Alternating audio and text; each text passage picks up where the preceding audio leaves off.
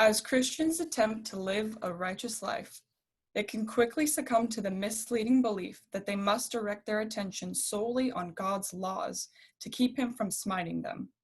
Some Christians even create and or obey a system of regulations that they believe, if perfectly followed, will cause God to consider them more righteous. This endeavor to use man-made and biblical laws for appearing more righteous before God is known as legalism.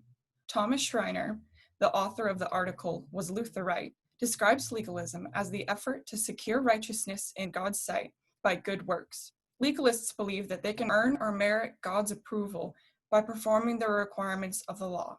In other words, legalism holds a non-fundamental desire to place law above the gospel by creating unnecessary requirements to gain favor from God. The issue with legalism is that those who practice it have created their own personal rules and ways of living in contrast to what the Bible actually says. Such rules can lead to others following and interpreting them as biblical mandates. Together, these individuals form groups and societies of people that abide by man-made doctrines and instructions on living. Historically, such groups are known as cults. In the secular community during the 1970s, infamous cults such as the Disciples of Christ, run by founder James Jones, convinced many of its members to follow their leader without question, even if it meant death by drinking poisoned Kool-Aid. This mass suicide was a result of the process of legalism over time. Though this may be an extreme example of legalism in a secular cult, the same patterns of man-made instructions exist within Christian communities. Also in the 1970s, a man by the name of Bill Gothard was revered and admired by generations for his teaching of what he calls basic life principles. In their foundation, Gothard's principles claim to originate fundamentally from the Bible and are meant to be carried out accordingly. His principles are design, authority, responsibility, suffering, ownership, freedom, and success. Gothard's main focus audience was Christian families and especially the homeschooling community.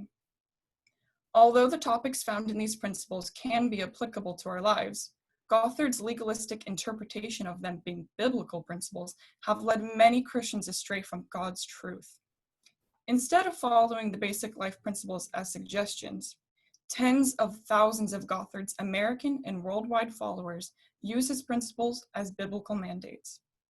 For example, topics such as dating, rock music, and or birth control of any form, including abstinence, are heavily discouraged by Gothard's principles, while punishments for disobedience are encouraged by the leader.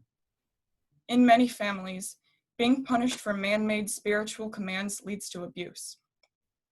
As a child, my own father was a victim of these type of legalistic abuse and a student of Gothard's basic life principles. There are many stories of my father enduring physical punishments for failing to be perfect in these unbiblical principles. His parents taught him that obeying God and Bill Gothard were inherently the same. This would later carry on into my father's adulthood and the way he parented for many years. Jim Jones and Bill Gothard's represent a bad type of leadership that can also be found in the Bible. Early patterns of this legalism are represented by the Pharisees in the New Testament. The Pharisees taught the laws given by Moses from God, along with countless laws of their own. They believed their tedious adherence to such laws made them of higher value than those who were not to vote. Their incorrect teachings were passed on to those who would listen, spreading the legalism. Jesus tested the Pharisees to display their legalism when he purposely healed a sick man on the Sabbath day, which was a day chosen in the week by God in the Old Testament to be a day of rest. According to John chapter 5, the Pharisees reacted to Jesus' miracle by creating trouble for him, since he did things like this on the Sabbath. Jesus responded to their legalism by saying, "My Father has never stopped working, and this is why I keep on working." Jesus pointed to his authority and not the Pharisees' incorrect interpretations. In turn, We as Christians must continually strive to seek out biblical truth for ourselves before blindly trusting in man's interpretation. One of the main issues of legalism is when believers confuse good works with earning salvation. Ephesians 2:8-9 clearly states, "For it is by grace you have been saved, through faith, and this is not of yourselves. It is the gift of God, not by works, so that no one can boast."